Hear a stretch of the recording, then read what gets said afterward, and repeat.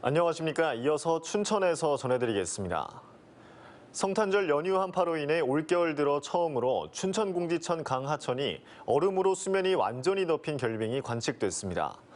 이 같은 공지천 강하천 결빙은 지난해보다는 12일 늦었지만 평년에 비해서는 이틀 빨랐습니다. 강원지방기상청은 내일 아침 영서 지역의 최저기온은 영하 4도에서 6도로 다소 오르겠지만 모레부터는 다시 아침 기온이 영하 10도 아래로 떨어질 것으로 예보했습니다. 오늘 강원도에서 76명의 확진 환자가 나온 가운데 춘천과 홍천 지역의 환자 수가 감소 추세를 보이고 있습니다. 오늘 춘천에서는 4명이 확진됐는데 이들 모두 기존 확진자의 가족과 동료들로 자가격리 중에 확진 판정을 받았습니다.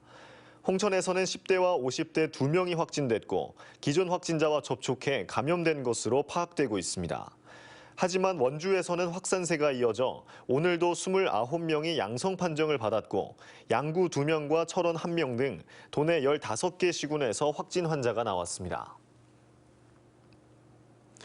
민주노총 서비스연맹 전국택배노조 강원지부 소속 CJ 대한통운 택배기사들이 오늘 강원도청 앞에서 총파업 결의대회를 열고 무기한 파업에 돌입했습니다. 이들은 CJ 대한통운이 택배기사 처우 개선을 위한 명분으로 요금을 인상해놓고 회사의 돈벌이에만 활용하고 있다며 택배기사 수수료를 낮추고 처우 개선에 나서달라고 촉구했습니다. 택배기사 70여 명의 무기한 파업 선언으로 춘천과 인제, 양구, 동해 등 지역에 택배 배송은 당분간 차질을 빚을 전망입니다. 강원도가 올 한 해 코로나19로 인한 국내외 경기 침체 여파에도 불구하고 역대 최대 규모의 투자 유치 성과를 거뒀습니다. 강원도는 올해 18개 기업 3조 5,750억 원, 6,081명의 고용 성과를 이뤘다고 밝혔습니다. 지난해보다 투자 규모는 4배 이상, 예년에 16배 이상 증가했습니다.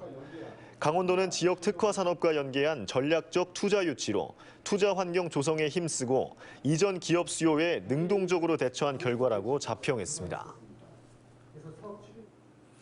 지난해 도내 대학 졸업생 취업률이 64%로 전국 평균보다 낮은 것으로 나타났습니다.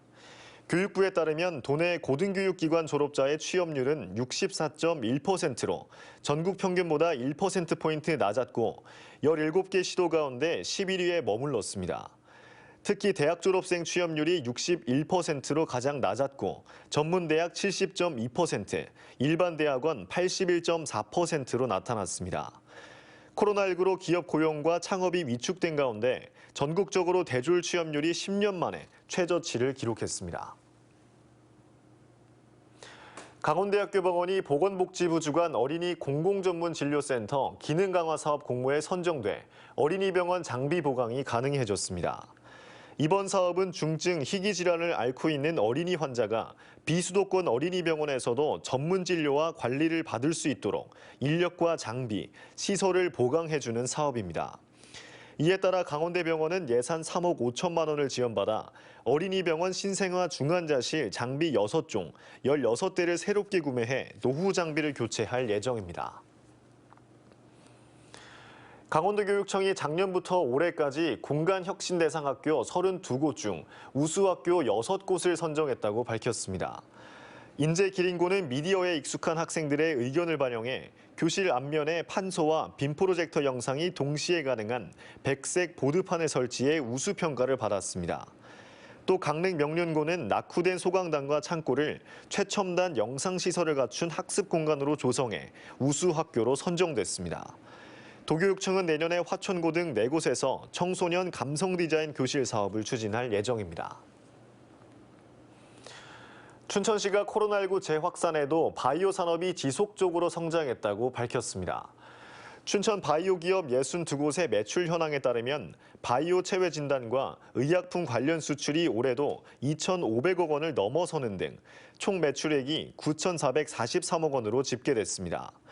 특히 춘천 지역 8개 업체가 개발한 코로나19 체외 진단 41개 제품이 미국과 유럽, 아시아 등으로 수출 중이고 코로나19 치료제와 암 전문 체외 진단 의료기기 개발도 순조롭게 진행 중이라고 밝혔습니다.